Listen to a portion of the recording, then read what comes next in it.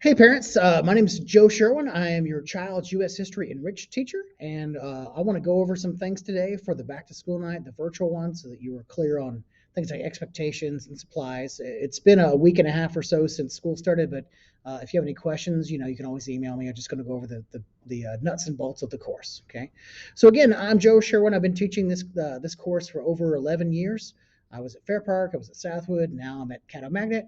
I'm the sponsor of the History Club, also one of our assistant softball coaches. So that's my sort of extracurricular involvement here at Magnet. So you have instructions on the Caddo Magnet Facebook page and website on how to join Canvas and sort of how to be an observer to see what your child has upcoming and things like that.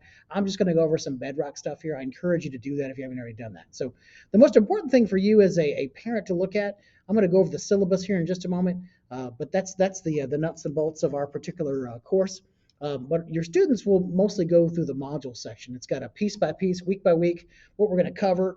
The great thing about Canvas is it's all there. So it's been there for 2 years now. I just have to go in as a teacher and publish things and change the dates on things, and it's all there. So even if you have an extended absence for whatever reason, it's all there. So the days of sort of missing work because you weren't here, contacting the teacher, all those things, there's no need for any of that because it's all there on Canvas. Okay, so the syllabus section, if you'll open that up, you'll be able to sort of see the updates that we have for this year. I'm going to open that in just a moment. But before I forget, one of the things that's not on the syllabus that was handed out to your students, but was discussed, was a way for remediation.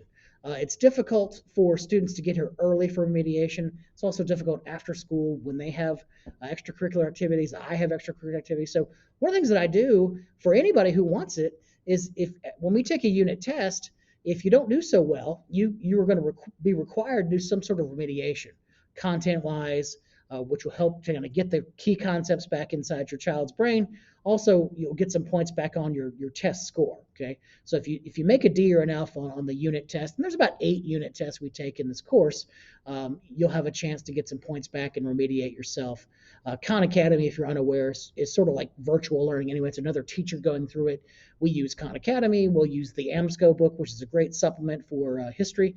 And also we have a LEAP 2025 workbook. All these things are available online in the module section. Okay.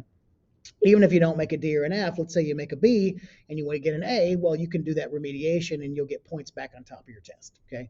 So we'll get into the actual nuts and bolts here of the actual syllabus. Just the big things I'm sure you guys can read, so I'll just kind of save you some time. Student materials, what we want to make sure they have is personal headphones. There is a $3 class fee to be paid on. Pay for it. We will do some map activities. You don't have to have colored pencils, but we will do some map activities. So it's good to have, but if you need some, I've got some. A reliable Chromebook or laptop, internet access. One of the big things is having a 3-ring binder. You're gonna get a lot of information for your child. So whether it's a 1-inch, 2-inch, or 3-inch, it may need to be sort of refreshed every 9 weeks or every semester. We'll do a lot of stuff on Canvas, but still the paper copy, having things right there, pen and paper, is still the best way we learn. So we'll be using that. Okay. One of the things that I've noticed from this group of juniors is that for whatever reason, they didn't do a lot of scanning stuff and submitting to Canvas. We're trying to get rid of the whole turning stuff in by paper and there's a paper trail mess and all that kind of stuff. So all the things we have will be submitted to Canvas unless they're taken up by me. Okay, so scanning a document using something like Genius Scan or even Canvas itself on the mobile app will allow you to scan. And most of your students are good at this. We've already done a few things, so they should be good to go. If for whatever reason you're having an issue and your child can't scan it in, they can always just send me a remind and say, hey, Mr. Sherwin, I'm having real trouble with scanning. Will you accept a paper copy? And normally I will. Okay. So textbooks, that's all here. We don't really have a textbook. They are available upon request.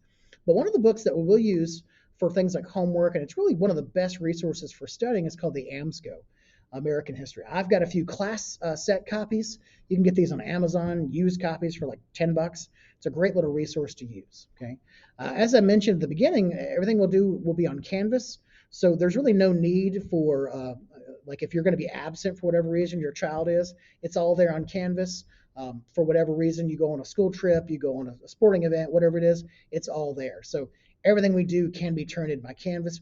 And in fact, even if I give you a paper copy of something, students have the ability to use an app called Kami, Kami, to sort of annotate and do their assignment. So there's really no reason why they can't do things on time.